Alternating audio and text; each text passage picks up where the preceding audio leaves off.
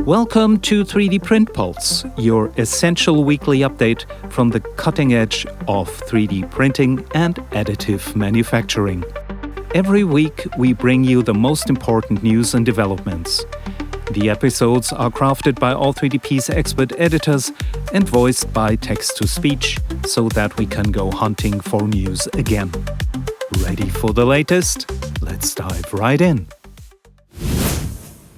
Apple gave additive manufacturing a starring role in its quest to make its products thinner, lighter, and smugly sustainable.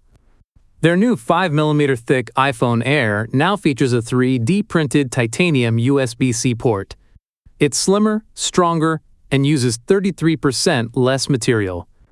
With this, Apple is leveraging 3D printing for what we at All3DP call peak thinness. Meanwhile, the Apple Watch Series 11 goes even a step further.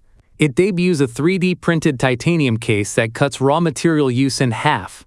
The technology enables them to create internal structures that are lighter and more compact, freeing up space for larger batteries or more powerful components, all within a thin form factor.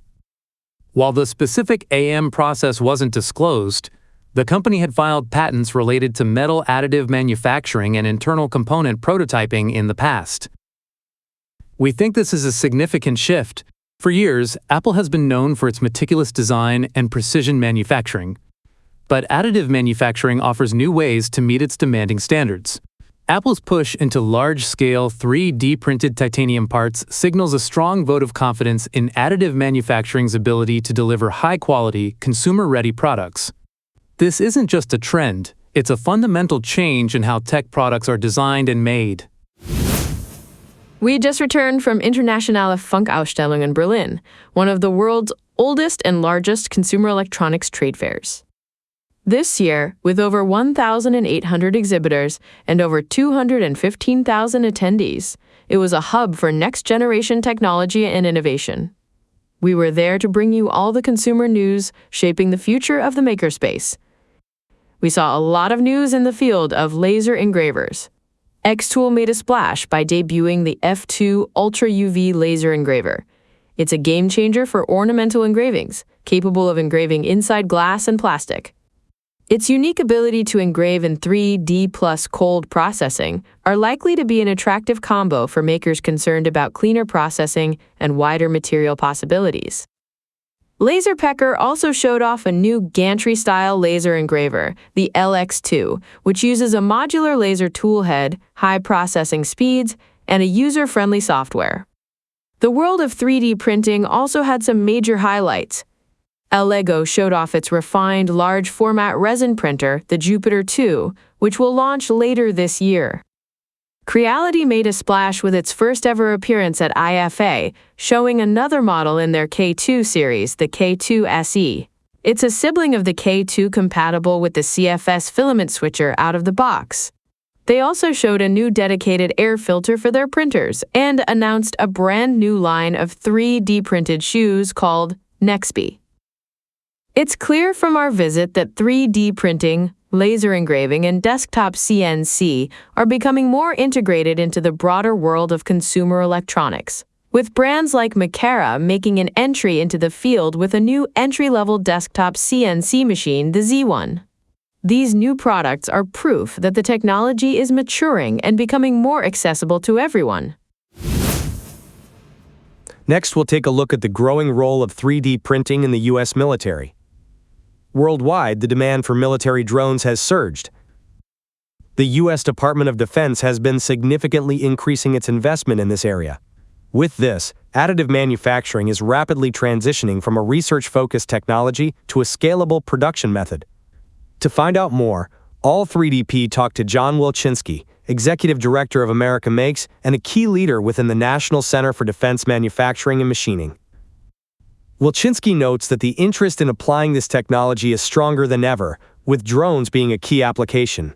The U.S. Army's 173rd Airborne Brigade is a perfect example. They've demonstrated the ability to 3D print and assemble their own drones directly on the front lines.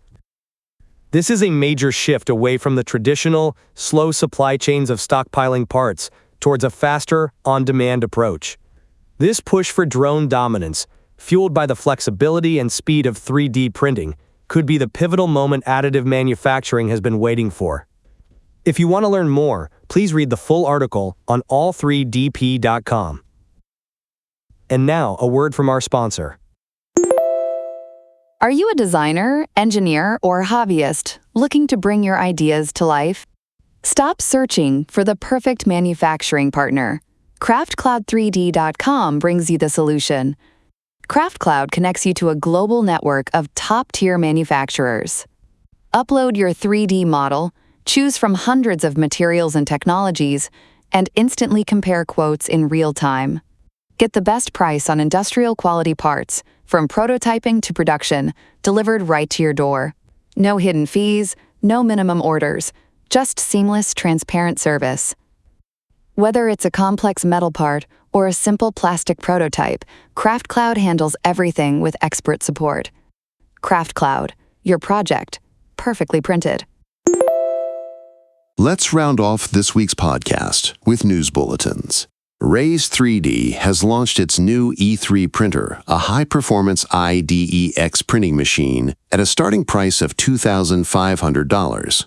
The E3 is an independent dual extruder printer that can double production output by printing two identical parts simultaneously.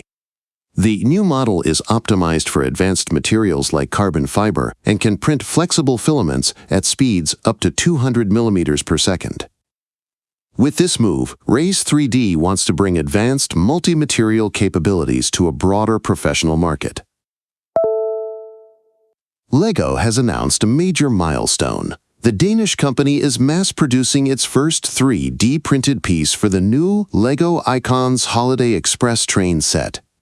The functional train part was created using an EOS machine with fine detail resolution technology, using 3D printing to create complex internal functionalities that are not possible with traditional manufacturing. Kiri, the popular 3D scanning app, just released a major update. The free app now offers unlimited exports for photogrammetry scans. This means you can create and export as many high-quality 3D models as you want, without any limitations on the number of projects. The update also speeds up the processing speeds by a factor of 5 and will improve handling of smooth objects. Arburg, the Germany-based company known for everything from plastic granule printers to liquid silicone rigs, has decided to exit the additive manufacturing stage, but keep its well-established injection molding tech. Come December 31, 2025, the company will bow out, citing unmet financial goals and a global 3D printing market that never quite lived up to the hype, it says. That's it from the weekly roundup from the world of 3D printing. As usual, you can find all the links in the show notes. Thank you to our sponsor Craftcloud, and remember, you can always find more in-depth articles, reviews and guides at all3dp.com. Don't forget to subscribe and leave us a rating or review. It really helps us to bring these updates to even more 3D printing enthusiasts like you. Join us next week for another rapid-fire update. Until then, happy printing!